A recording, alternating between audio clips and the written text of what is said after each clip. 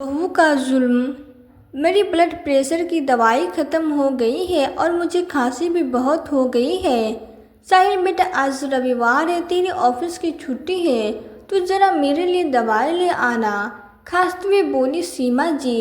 साहिल गुस्से से बोला, हफ्ते में एक दिन तो ऑफिस से छुट्टी मिलती है माँ, और उसमें भी आप और पापा अपनी फरियादों की लिस्ट शुरू कर देते हो। कितना भी कर लो मगर आपको मुझसे कोई ना कोई शिकायत लगी रहती है। एक दिन तो मुझे चैन से घर में आराम करने दो। साहिल के पिता मनोहर जी और सीमा जी साहिल के ये कड़वे शब्द सुनकर आंसुओं के दो घूंट पीकर रह गए। वैसे भी साहिल ने यह पहली बार थोड़ी कहा था। मनोहर जी ने जब पिछले सप्ताह साहिल से आंखों का चश्मा ठीक करवाने कहा था, तब भी साहिल ने यही कहा था, आपको और माँ को वैसे भी क्या काम है सोने और खाना खाने के अलावा।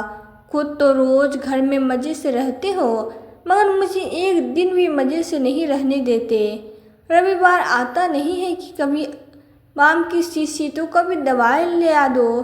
पूरे सप्ताह तो मैं वैसे भी व्यस्त रहता हूँ, एक रविवार को मिलता है आराम करने के लिए, उसमें भी तुम दोनों अपनी फरियादों की लिस्ट मुझे पकड़ा देते हो। सीमा जी और मनोहर जी दोनों अब उम्र हो चली थी। उम्र अधिक होने के कारण वे दोनों ज़्यादातर बिस्तर से उठ नहीं पाते थे। दोनों वृद्ध दंपति बीमारियों से ग्रस्त थे, जिस वजह से दोनों पूरी तरह बेटे बहू पर आश्रित थे। 55 वर्षीय सीमा जी जब से एक बार बाथरूम में गिरी थी, उसके बाद से फिर कभी चल ही नहीं पाई थी। और मनोहर जी भी हार्ट अटैक के बाद गई बाईपास सर्जरी के बाद बीमार ही रहते थे। बेटा बहू का ही आसरा था इस उम्र में, मगर वो लोग भी वृद्ध दंपति पर ध्यान नहीं देते थे और कुछ भी कहो तो कहते थे। इनकी शिकायतें और फरियादें कभी ख़त्म ही नहीं होती। साहिल अपने माता पिता को खरी खोटी सुना रहा था। उतने में उसकी पत्नी निशा का फ़ोन आता है, जो पार्लर में फेशियल करवाने गई थी। निशा बोली, साहिल मैं यहाँ पार्लर में हूँ, क्या तुम मुझे लेने आ सकते हो? साहिल, जिसकी आवाज़ अपने माता पिता के लिए इतनी कठोर थी, निशा का फ़ोन आने पर जैसे उसकी आवाज़ में मिश्री घुल गई हो। हाँ डार्लिंग, अभी आता हूँ, वैसे भी आज संडे है, फ्री हूँ, बोलकर उसने अपनी बाइक की चाबी निकाली और तुरंत निशा को पार्लर लेने चला गया। निशा और साहिल बाहर से आते वक्त अपने साथ खाने पीने का सामान भी ले गए, मगर किसी ने अपने माता पिता को खाना खाने भी नहीं पूछा। दोपहर के 3 बज चुके थे, मगर अब जब तक किसी ने मनोहर जी और सीमा जी को खाना नहीं दिया था। मनोहर जी ने जब भूख बर्दाश्त नहीं हुई, वे लाठी का सहारा लेकर धीरे धीरे चलकर बाहर देखने गए, तो साहिल, निशा और उसके बच्चे बाहर से लाया हुआ खाना खा रहे थे। वे समझ गए आज फिर उनकी बहू ने उनके लिए खाना नहीं बनाया है। साहिल मनोहर जी और निशा जी का इकलौता बेटा था। जिस साहिल को पढ़ाने लिखाने उसके माता पिता ने अपना खून पसीना एक कर दिया था, वही बेटा बड़ा होकर इतना बदल जाएगा यह किसी ने सोचा तक नहीं था।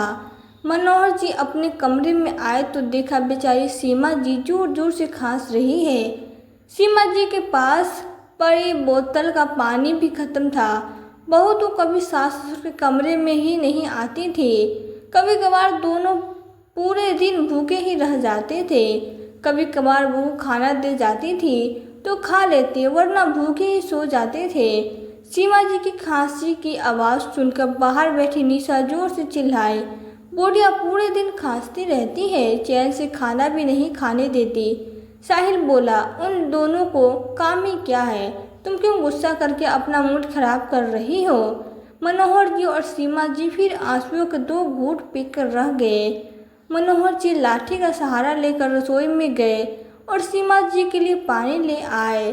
साहिल यह देखकर मनोहर जी के कमरे में आकर गुस्से से बोला, पापा हम क्या खा रहे हैं, यही देखने आए थे ना आप लोगों के लिए निशा खिचड़ी बना देगी जो थोड़ी देर बाद आपको मिल जाएगी। क्यों किसी का खाना झांकने आना अच्छी बात नहीं है, समझे? कहते हुए साहिल ने जोर से उनके कमरे का दरवाज़ा बंद कर दिया। मनोहर जी तो बेचारी पानी लेने आए थे। साहिल ने जो भी कहा उस बात का मनोहर जी के दिल पर ऐसा असर पड़ा कि उसे हृदयाघात हो गया और वह उसी पल भगवान को प्यारे हो गए। सीमा जी ने मनोहर जी को बहुत जगाने की कोशिश की, मगर मनोहर जी की आंखें सीमा जी को निहारती हुई खुली की खुली रह गई। बाहर से साहिल और निशा की हंसी ठिठोली की आवाज़ें आ रही थी। किसी को अपने माता पिता की कोई फिक्र नहीं थी। सीमा जी ने पास पड़ी मच्छरों को मारने वाली दवाई उठाई और खा ली, और वे भी मनोहर जी के कंधों पर सर रखकर हमेशा के लिए उन्हीं के पास चली गई। दोस्तों, यह दुखद निधन कहीं आपके घर में न हो, इसलिए अपने वृद्ध माता पिता पर खूब ध्यान दें, उनकी हर इच्छाएं पूरी करें। जो माता पिता बचपन में अपने बच्चों की हर फरियाद पूरी करते हैं, बुढ़ापे में उनकी फरियाद बच्चों को फरियादों की लिस्ट क्यों लगती है। दोस्तों, आपको यह कहानी कैसी लगी कमेंट में ज़रूर बताइएगा। वीडियो पसंद आए तो वीडियो को लाइक करें, दोस्तों के साथ शेयर करें और चैनल को सब्सक्राइब करना ना भूलें। मिलते हैं फिर नई वीडियो में नई कहानी के साथ। धन्यवाद।